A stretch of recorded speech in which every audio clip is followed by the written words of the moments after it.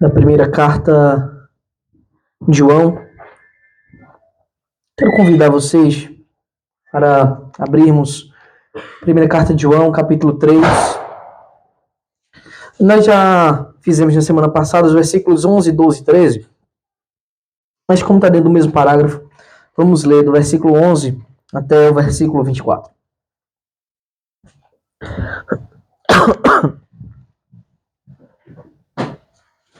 Primeira carta de João, capítulo 3, versículos de 11 a 24. Os irmãos encontraram? Leiamos. Porque a mensagem que vocês ouviram desde o princípio é esta: que nos amemos uns aos outros, não sejamos como Caim, que era do maligno e matou seu irmão. E por que o matou? Porque as suas obras eram más e as de seu irmão eram justas. Irmãos, não se admirem se o mundo odeia vocês. Nós sabemos que já passamos da morte para a vida, porque amamos os irmãos. Quem não ama, permanece na morte. Todo aquele que odeia o seu irmão é assassino. E vocês sabem que todo assassino não tem a vida eterna permanente em si. Nisto conhecemos o amor, que Cristo deu a sua vida por nós. Portanto, também nós devemos dar a nossa vida pelos irmãos. Ora, se alguém possui recursos deste mundo e vê o seu irmão passar necessidade, mas fecha o coração para essa pessoa, como pode permanecer nele o amor de Deus? Filhinhos, não amemos de palavra, nem da boca para fora, mas de fato e de verdade. E nisto conheceremos que somos da verdade, bem como diante dele tranquilizaremos o nosso coração. Pois se o nosso coração nos acusar, Deus é maior do que o nosso coração e conhece todas as coisas. Amados, se o coração não nos acusar, temos confiança diante de Deus. E aquilo que pedimos dele, recebemos, porque guardamos os seus mandamentos e fazemos diante dele o que lhe é agradável. E o seu mandamento é este: que creiamos no nome de seu Filho, Jesus Cristo, e nos amemos uns aos outros, segundo o mandamento que nos ordenou. Quem guarda os seus mandamentos permanece em Deus, e Deus permanece nele. E nisto conhecemos que ele permanece em nós, pelo Espírito que nos deu. Amém. Ó Deus bendito, agora clamamos a Ti, ó Deus, tua iluminação, para compreendermos a Tua palavra, e para que fielmente apliquemos as Tuas verdades, o Teu santo ensino em nossa vida, para o louvor da glória de Tua graça, que o Senhor nos concede em Cristo, é que nós oramos. Amém. Amém. Meus irmãos, nós já vimos diversos parágrafos e eu já afirmei aqui que talvez a melhor maneira de se estudar a primeira carta de João é por parágrafos, porque em cada parágrafo ele traz uma ideia e vira e mexe, ele retorna a ideia que ele já trouxe antes e aprofunda um pouquinho mais. Esse parágrafo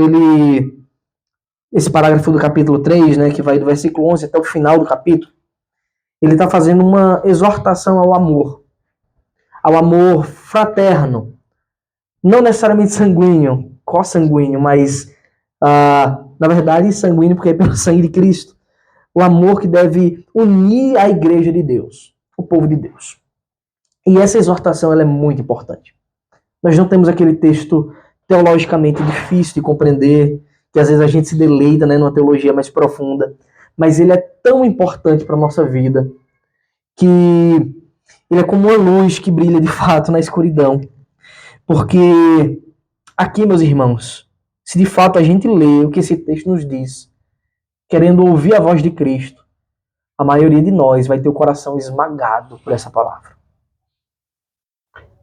Ela expõe a nossa fraqueza e a nossa infidelidade. De uma forma tão simples, um ensino tão, como é que eu posso dizer, tranquilo, tão explícito, tão claro, né? Então eu peço que vocês estejam atentos. E claro, se alguém quiser comentar alguma coisa, fique à vontade, ou perguntar alguma coisa, pode levantar a mão, esse é o momento para isso mesmo.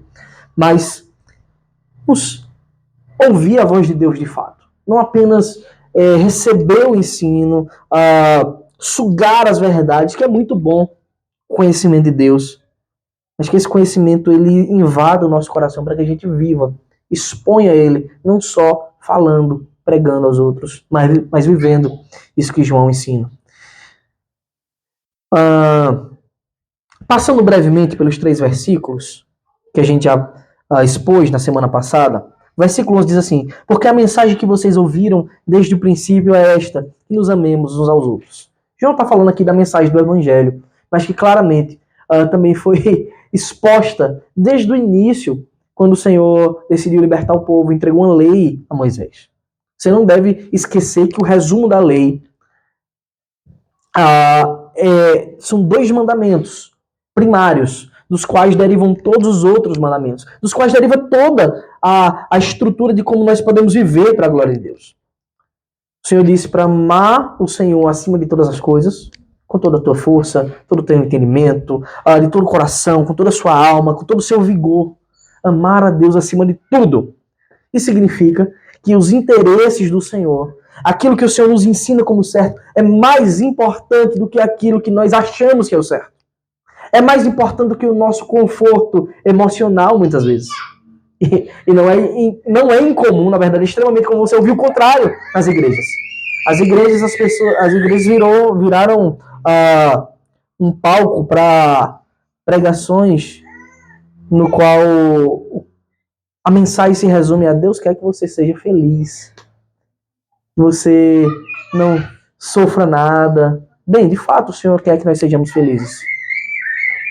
Mas a sua felicidade, Ele ensina na palavra qual é. E quando nós mergulhamos de fato nela, entendemos que a nossa real alegria muitas vezes significa mortificar os desejos da carne. Mortificar o nosso coração, amassar o nosso ego. Como Paulo diz, eu esmurro o meu corpo, a minha carne. Eu não satisfaço o seu desejo. Porque assim Deus é glorificado. E quando Deus é glorificado, aí eu me sinto completo. Porque eu fui feito para isso. Todos nós fomos feitos para amar a Deus, sobretudo. Nos alegrar nele e viver para a sua glória. E ele está dizendo assim, a mensagem que vocês ouviram é esta, é o amor.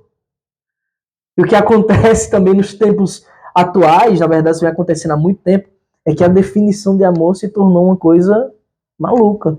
Cada um pensa amor à sua própria maneira. Amor é o que te faz bem, amor é o que te faz feliz. A Escritura nos ensina que amor, aquilo que procede de Deus, é o vínculo perfeito. É o vínculo da perfeição que une, é o elo perfeito que une todas as coisas. De modo que o amor não é um mero sentimento. Uma vez que a mensagem é cumpram, obedeçam a lei que vocês ouviram desde o princípio, que foi totalmente aplicada em Cristo, que ele fez de forma absoluta e perfeita diante dos olhos de todos, que é amar a Deus sobre tudo e ao próximo como a si mesmo. E quando vocês olharem para Cristo, vocês verão que a lei de Deus não pode ser resumida a um mero sentimento. De fato, o amor é a prática de uma verdade pré-estabelecida pelo Senhor. E a corrupção do amor, corromper a definição de amor, é corromper aquilo que procede de Deus, o seu atributo que ele comunica a todos os homens. Deus é amor. Em grau superlativo, absoluto, nós somos num grau muito pequeno, porque ele comunicou para nós esse seu atributo. Ele decidiu fazer isso quando nos fez a sua imagem e semelhança. Então, de fato, o que tem sido feito é as pessoas corromperem o sentido de amor. Então, amor passou a ser, se aquilo te faz feliz, não tem problema, se relacionar com pessoas do mesmo sexo, isso é amor. Na verdade, isso é a perversão do amor que o Senhor nos ensina. Isso é a corrupção de uma coisa tão sublime que procede do próprio Deus, que não pode ser de outra forma senão engendrada pelo próprio diabo. E eu já disse aqui que quando a gente peca, uma vez que a lei ela se define nessas duas coisas, amar a Deus acima de todas as coisas e ao próximo como a si mesmo. Quando a gente peca, em outras palavras, a gente está amando errado. Quando você peca contra o Senhor por desobedecer uma coisa que você quer se satisfazer, o que você está fazendo é amar a si mesmo acima do Senhor. E dizer assim, minha vontade prevalece sobre Deus. O soberano da minha vida sou eu. Isso, de fato, é um grande pecado. Quando você ama de forma errada, corrompida, você faz aquilo que o Senhor disse para não fazer com o seu próximo. E em algum grau podemos até usar a máxima e dizer que o pecado é a prática errada do amor. É a corrupção do amar.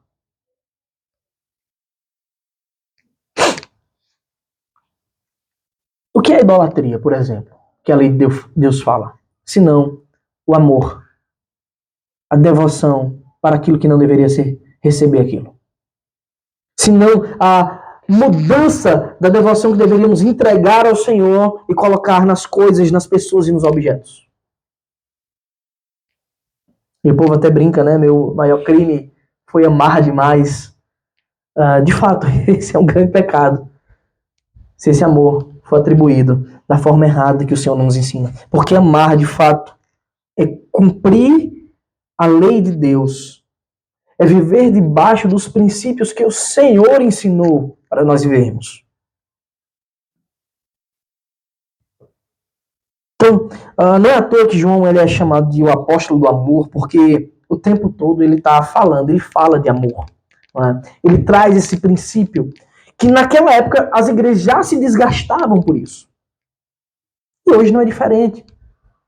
Se nós não vivermos uma vida de fato devota ao Senhor, contrita, reconhecendo a nossa infidelidade diariamente, a gente vai pecar. Hoje eu tive a alegria de ver uma mensagem do pastor Judy Clay, um trechinho. Algumas pessoas reclamando, como que alguns crentes mais antigos não gostam muito de ouvir o evangelho. Eu já conheço o evangelho. O evangelho é para quem é recém-convertido, para quem precisa ouvir a mensagem da cruz, né? A resposta é não. O evangelho é todo dia para que a gente ouça e a gente lembre do que Cristo fez e de quem somos. A mensagem da cruz, ela mostra quem somos. Tão necessitados, tão carentes, tão distantes daquilo para o qual fomos feitos para viver.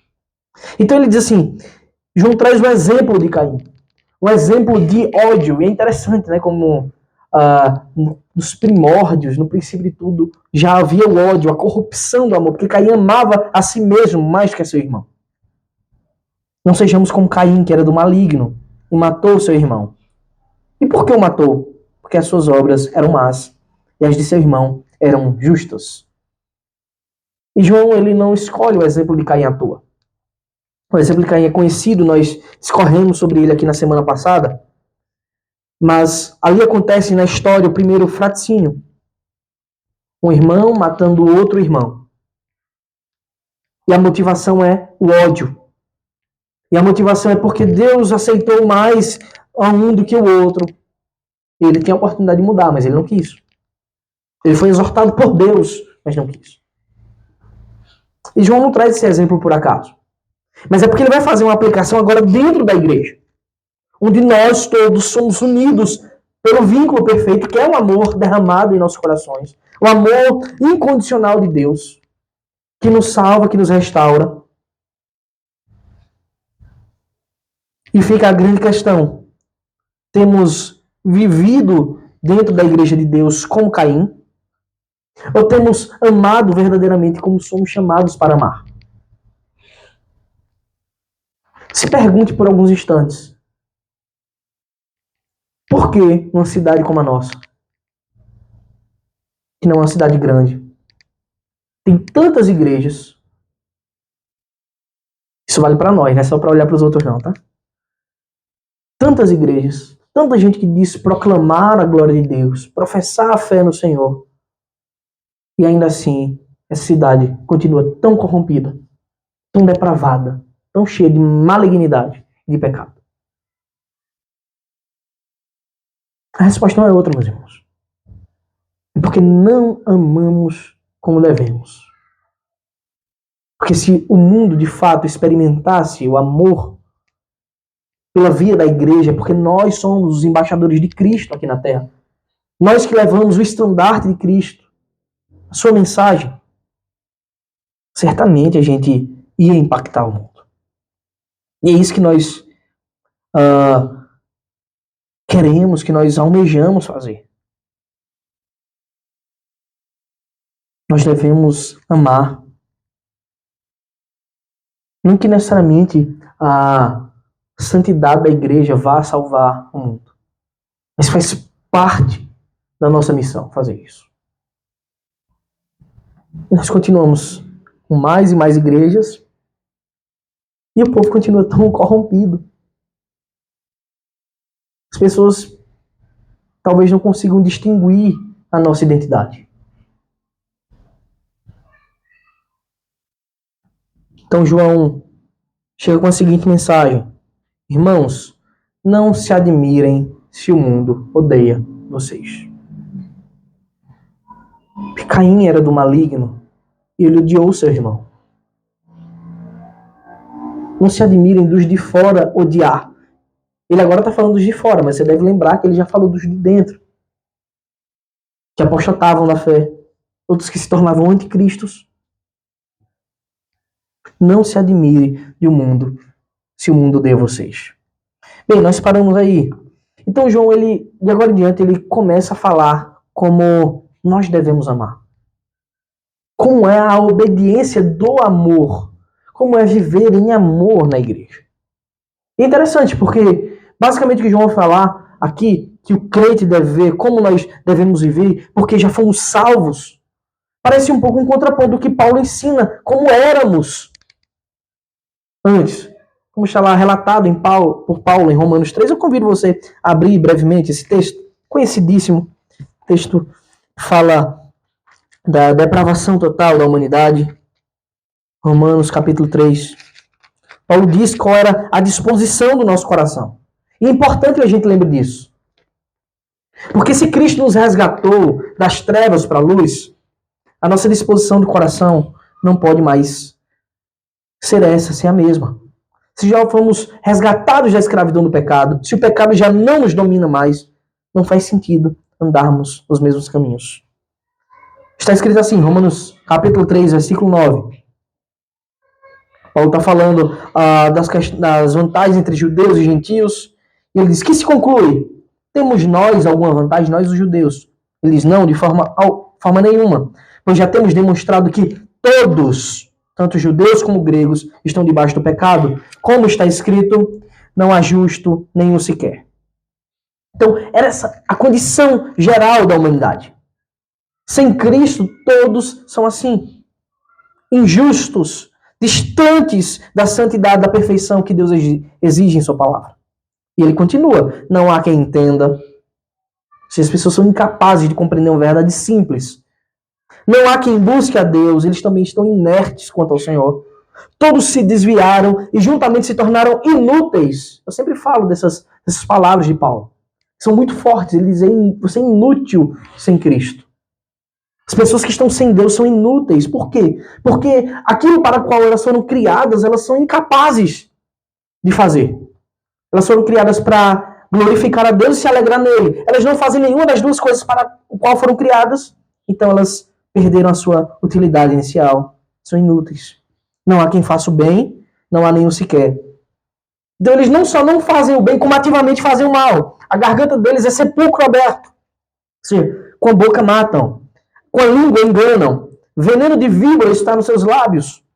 A boca, eles a têm cheia de maldição e amargura. Observe quantas expressões Paulo está usando para a boca, para os pecados da fala, para a maldade do coração que se expõe ao mundo pela via oral. A boca, eles a têm cheia de maldição e amargura. Os seus pés são velozes para derramar sangue, morte. Nos seus caminhos há destruição e miséria. Eles não conhecem o caminho da paz. Não há temor de Deus diante dos seus olhos. E Paulo diz qual o destino dessas pessoas. que todos são culpáveis e culpados diante de Deus. Bem, uma vez que nós já fomos resgatados desse fútil proceder, como Paulo mesmo diz, como nós devemos viver? Então João começa a dizer, no versículo 14, na verdade ele continua dizendo: nós sabemos que já passamos da morte para a vida. Ou seja, há uma mudança radical na vida do cristão. E qual é a evidência disso? Porque amamos os irmãos. Então, como você sabe que já passou da morte para a vida? Como você atesta que a sua salvação é real? Estou falando de você para você mesmo. É quando você ama, de fato. Quem não ama, permanece na morte. Quem não ama, está morto em seus delitos e pecados. Todo aquele que odeia o seu irmão, olhem, ouçam bem essas palavras de João. Duras, mas muito importantes, meus irmãos. Isso aqui é um grande alerta para nós. Todo aquele que odeia o seu irmão é assassino. E vocês sabem que todo assassino não tem a vida eterna permanente em si. É muito sério essas palavras de João. O que João faz aqui é um silogismo simples de entender. Nós sabemos que passamos da morte para a vida, porque a grande evidência do novo nascimento, de alguém que recebeu o Espírito Santo, de alguém que foi regenerado, de alguém que teve o coração de pedra removido e colocado de carne no lugar, receptível à palavra de Deus. Essa recepção não é só dizer, é muito bonita, eu creio. Mas ela é dizer, ela é bonita, eu creio e agora eu vivo, eu sou transformado por ela. Ou seja, a evidência do novo nascimento, da salvação, é a prática do amor. É a prática do amor. Isso é fundamental. Se a evidência é essa, a antítese disso, a oposição a isso, evidencia outra coisa que João diz. Logo, quem não ama está morto em seus delitos e pecados. Quem não ama não foi salvo. Quem não ama não desfruta de uma nova vida com o Senhor. É uma mensagem muito simples de entender. O seu ensino é muito claro. Mas viver o amor é outra história. E é evidente que nós, mesmo nós que já fomos resgatados, somos incapazes de viver em amor. Em nossa própria humanidade. Com as nossas fraquezas, com as nossas marcas do pecado ainda. Pode falar. A conotação de amor, nesse caso, difere da que é perpassada, né? No caso, esse amar. Porque hoje o amar. Sim, aqui é o amar de verdade. É o amar praticar a lei de Deus. Exato. É o amor ágape. Há quem diga que essas distinções não existem. Eu gosto dessas distinções.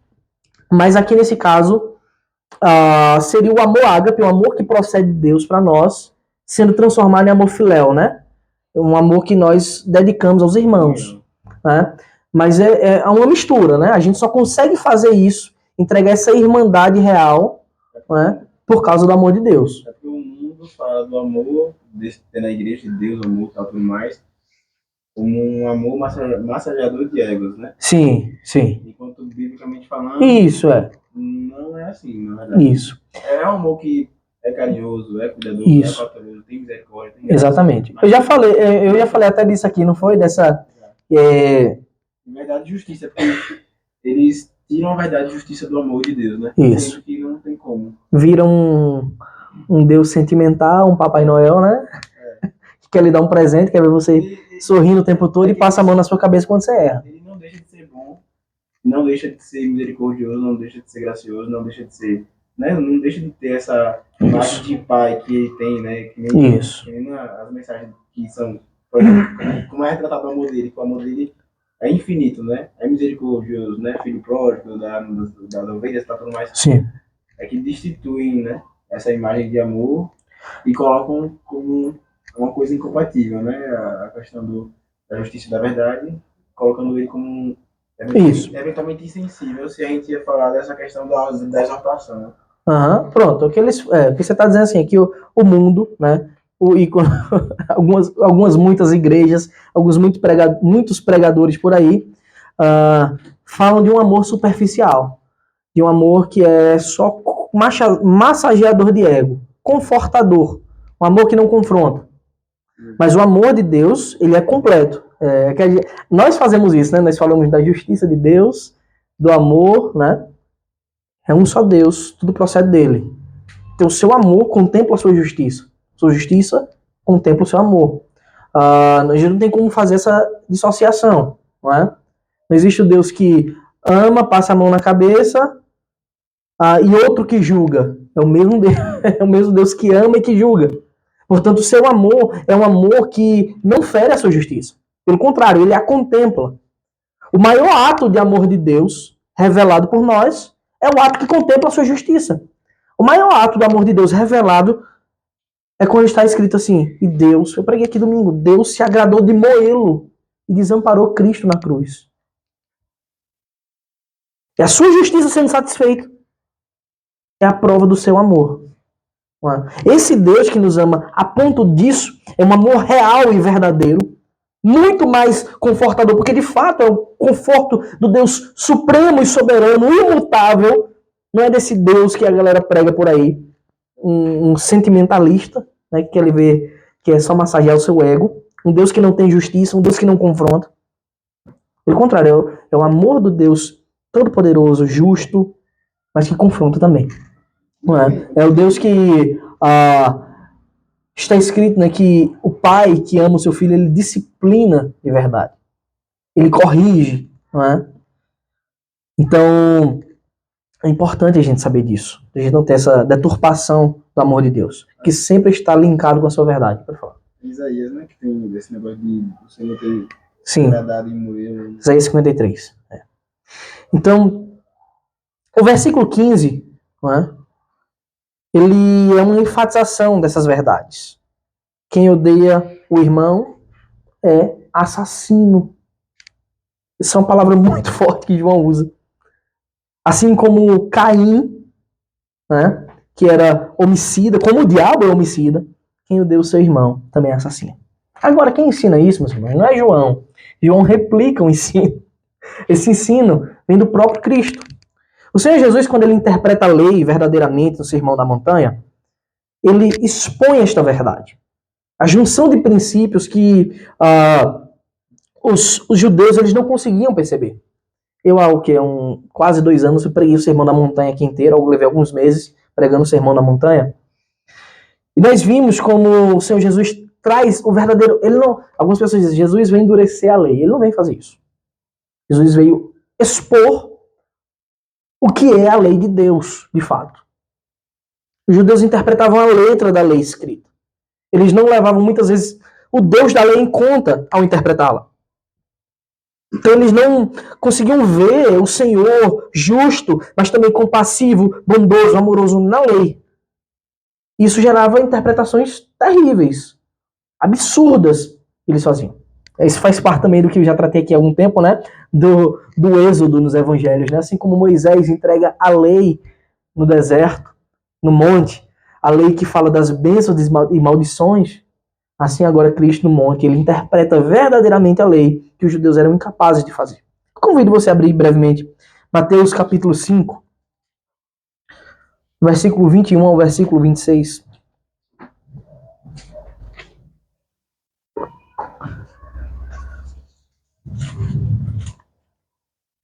Esse é um trecho do Sermão da Montanha.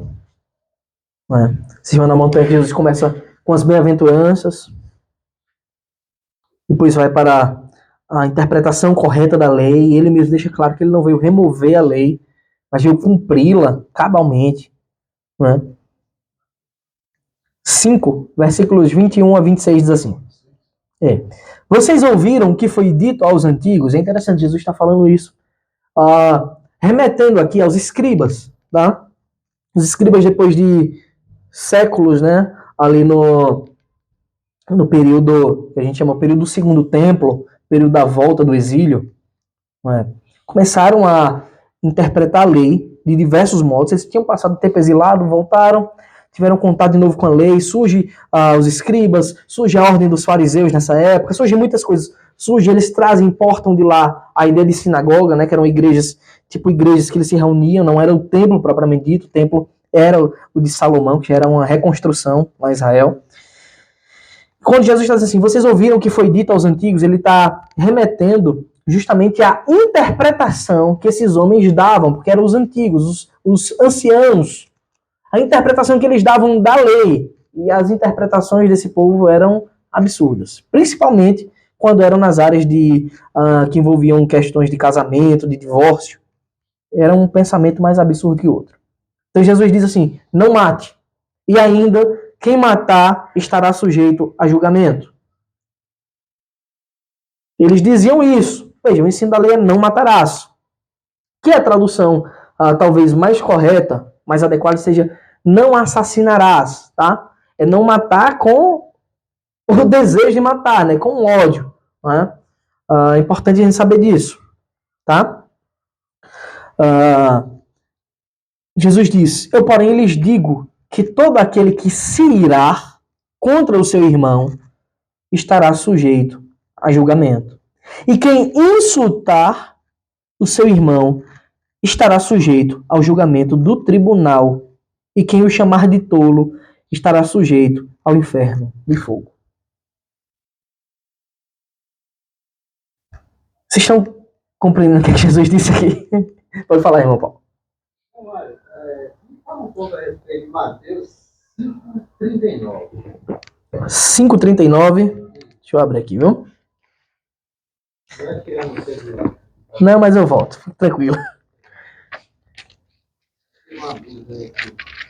Está dentro do contexto também.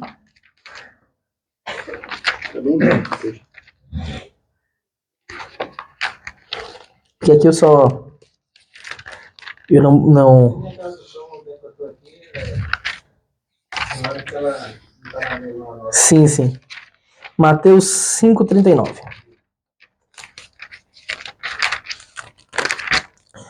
Diz assim o texto. O 38, né? Vocês ouviram o que foi dito, olho por olho, dente por dente. Eu estava pensando em citar esse texto, inclusive. Eu, porém, lhes digo, não resistam ao perverso. Se alguém lhe der um tapa na face direita, ofereça-lhe também a face esquerda. Está dentro, tá? Perfeitamente dentro do nosso contexto aqui, tá? Aqui é um princípio, certo? E é interessante que muitos ímpios, muitas pessoas, quando você vai debater, quem gosta de apologética, né, de debater aí nas universidades, nas coisas, nas discussões da vida aí, em defesa da fé, já deve ter se deparado aí com alguém dizendo, tá vendo como você diz que seu Deus é bom? Ou, de duas uma, ou ele disse que era um Deus diferente no Antigo Testamento, então lá era um Deus mau, aqui é um Deus bom, né? Que é um maniqueísmo, uma maluquice. Ou eles vão dizer, tá vendo como seu Deus é? Ele apoia a vingança. Olho por olho, dente por dente. Quem matar vai ser morto. Quem ferir o outro vai ser ferido. Né? O princípio aqui, meus irmãos, que Jesus está ensinando, na verdade, que a lei de Deus ensina, é o seguinte. Ficou conhecido como a lei de Talião. Né? Olho por olho, dente por dente, mão por mão, vida por vida. Qual é o princípio aqui? O princípio aqui é o da proporcionalidade. Toda a lei de Deus ela é cheia de princípios importantíssimos. Isso responde a do versículo 39, né? Proporcionalidade. A proporcionalidade significa o seguinte: se alguém pisou no seu pé, você não pode querer devolver isso com uma facada. Ainda que você queira reter o seu direito, né, que é o contrário de humildade, né, de mansidão, que é não reter o direito. Eu devo falar um pouquinho disso lá no retiro. Ainda que você não queira reter o seu direito até o fim, você não pode exigir de forma desproporcional aquilo que aconteceu com você. Então, a lei de Deus não ensinava que aquele que pisou o pé, ou tomou uma pisada no pé, obrigatoriamente tinha que pisar o pé do outro. E é isso justamente Jesus vai continuar falando. A lei de Deus não diz que se alguém matou, obrigatoriamente você tinha que matar o outro. Tá? Você estava sujeito a isso, esse julgamento. Você tinha dado uma brecha na sua vida de ficar à mercê do juiz, ou até do vingador de sangue que tem lá no Antigo Testamento. O que acontecia aqui é que Deus estava ensinando o princípio não só da proporcionalidade, mas também da misericórdia. Aí é que é o problema. O fariseu e os escribas, que normalmente eram da ordem dos fariseus, eles não conseguiam enxergar o Deus da lei dentro da lei. Eles liam a letra da lei, mas não enxergavam o Deus amoroso da lei. O mesmo Deus que diz que o cumprimento da lei é amor. O mesmo Deus que o tempo todo demonstrou amor, tirando o povo do Egito, alimentando o povo no deserto, cuidando, guiando, apacentando como verdadeiras ovelhas. Eles não conseguiam enxergar o amor de Deus. O tempo todo Deus demonstrando amor. E declarando que enviaria o Messias. Então, o que o texto nos ensina, quando Jesus diz assim, eu, porém, lhes digo, em contraponto ao que vocês entendem, que devem reter o direito a todo custo e se vingar, que era para isso que eles usavam a lei, como a vingança, e não era porque Deus tinha ensinado a se vingar. Deus tinha ensinado a proporcionalidade. Eles que tinham interpretado a lei de forma errada.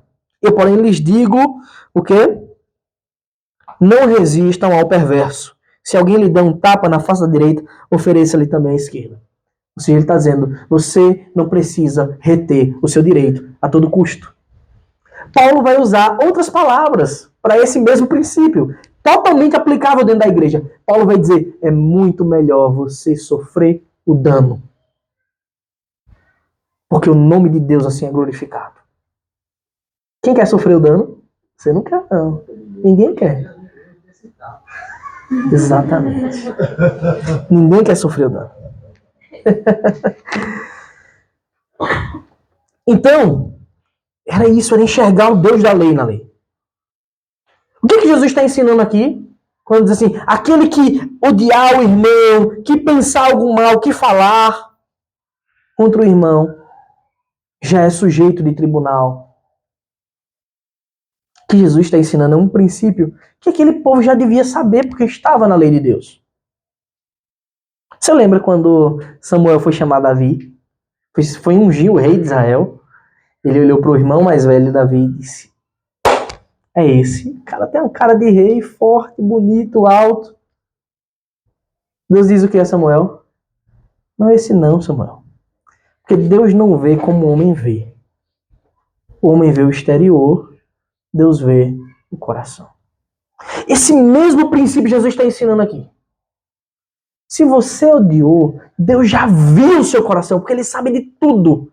No seu coração, você já cometeu o assassinato, o ódio. O contrário do amor que é ensinado na lei, amar a Deus acima de todas as coisas e ao próximo como a si mesmo, não é uma expressão exterior, fingida, como os fariseus faziam. Como é que Jesus chamou eles? De hipócritas, porque eles agem de forma hipócrita. E você deve saber que essa palavra, o derivado, a raiz dela no grego, de hipócrita, era de ator, aquele que finge ser o que não é. Então eles andavam com as vestes talares, esvoaçantes, faziam oração nas praças em voz alta para que as pessoas dissessem, ali aquele cara é santo.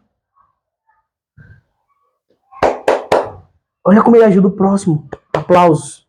O que é que Cristo disse? Eles já receberam a sua recompensa. E é essa. É a aclamação do povo, os aplausos. Mas Deus conhece o coração. E aqui também Deus conhece o coração. Então, o insulto, desde o insulto dos desejos maquinados no coração. Esse mesmo princípio o Senhor Jesus vai aplicar lá na questão do adultério. Aquele que olhou com olhar impuro, já adulterou. Porque Deus conhece o coração. Ainda que nenhum homem nessa terra conheça o seu pecado, o Senhor conhece. E aí Jesus dá um princípio bem interessante. Portanto, se você estiver trazendo a sua oferta ao altar e lá se lembrar que o seu irmão tem alguma coisa contra você, ou seja, que você fez alguma coisa e não se corrigiu, não se arrependeu, é mais importante você resolva isso primeiro. Olha a importância que é dada. E veja que ele está falando aqui de pessoas que servem a Deus, né? Porque aqueles que vão levar a oferta ao altar é alguém que serve a Deus. Deixe diante do altar a sua oferta e vá primeiro reconciliar-se com o seu irmão. Então volte e faça a sua oferta. E aí Jesus proclama uma parábola para aquele povo. Bem interessante. Entre em acordo sem demora com o seu adversário. Veja, é irmão, mas naquele aspecto é um adversário. Porque estão contrários em algum caso. Enquanto você está com ele a caminho, ou seja, enquanto vocês estão na mesma caminhada, entre em acordo. Para que o adversário não entregue você ao juiz, o juiz entregue você ao oficial de justiça e você seja jogado na prisão. Em verdade lhe digo que você não sairá dali enquanto não pagar o último centavo. Obviamente, as aplicações aqui são espirituais. São do Senhor que julga todas as coisas. Mário, Pode falar, meu. é algo assim, totalmente diferente. Na verdade, são opostas, né? Mas que, visivelmente falando, se parecem muito e às vezes a gente mesmo tem dificuldade de separar em nós mesmos, sabe? O julgamento adequado, né, de um irmão, que Sim. não só podemos fazer como devemos. Devemos, é. E se não julgueis, aí é uma falácia, né? De quem quer viver uma vida pecaminosa. Com a maledicência, né? Isso, é. E aí isso é muito difícil, porque vai muito da intenção do Da coração, pessoa, né? isso. Quando a gente vê aqui, quem lhe chamar tolo estará sujeito ao inferno de fogo. E aí a gente fica aquele medo, né? Caramba, como distinguir, como separar isso, sabe?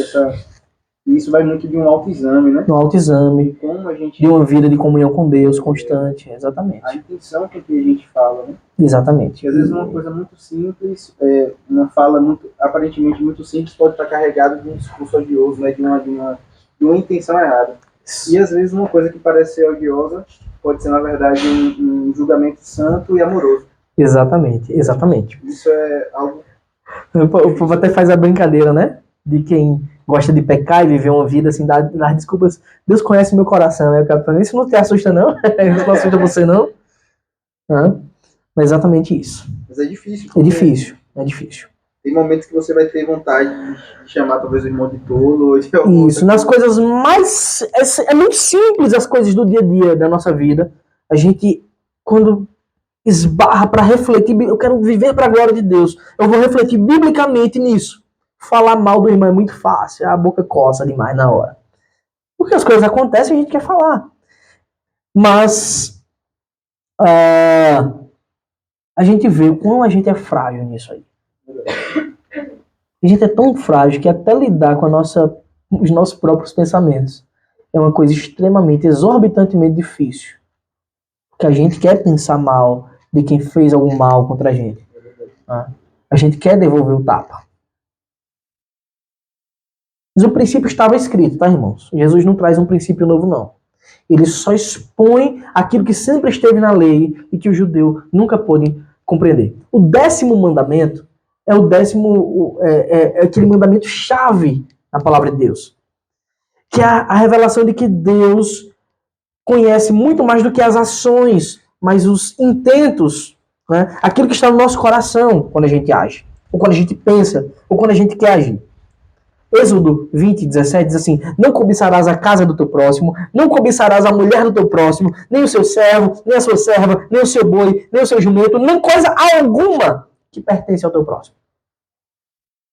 Aí está lá o mandamento, e a lei fala sobre esse mandamento, e a gente sabe que cada mandamento tem uma pena. Pergunta é: quem consegue definir aqui o que alguém cobiça? Eu ia perguntar agora. Não, ninguém, só Deus. Qual era a diferença isso?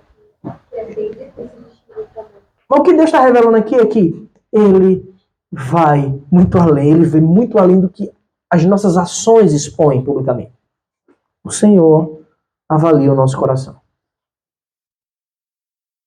E é importantíssimo a gente compreender isso. Porque a gente até pode fingir um cristianismo para muita gente. Só que para Deus é impossível. Para Deus é impossível fingir. Então a ideia de João é essa: se alguém odeia o seu irmão, é assassino. E os assassinos não herdarão o reino de Deus. Quem odeia o seu irmão não entrará nos céus. É muito forte, meu irmão. Então você é convidado aqui e exortado pela palavra de Deus a duas coisas: a perdoar verdadeiramente quem te ofende. E perdoar não é sentimento, assim como o amor também não é. É uma decisão de não levar em conta a falha, mesmo sabendo da existência dela. É perdoar, quantas vezes? 70 vezes 7. Quantas forem necessárias. E segundo, você é convidado a se arrepender verdadeiramente das ofensas que você comete contra seu irmão. Como você falou, eu acho no 39, no versículo 39, não resistam ao perverso. Está diretamente ligado com isso? Tá. Aqui, enquanto não matarás, você tá, Jesus está usando ali você na posição de ofensor, né, daquele que está ofendendo, seja no pensar ou no agir, o não resistir, você não querer usar, reter o seu direito a todo custo. A gente já falou aqui, inclusive, não foi? Até a gente falou de outros dilemas que vão além disso, que Paulo trata lá em 1 Coríntios. Um crente pode processar o outro, né? A gente já falou disso e a gente já viu que existem limites para isso, mas o ideal é que Jesus ensina. Sofra o dano. Sofra o dano. A menos que seja uma coisa que seja irremediável, que não tenha condições, né? Vou dar um exemplo claro aqui, eu citei no dia, né?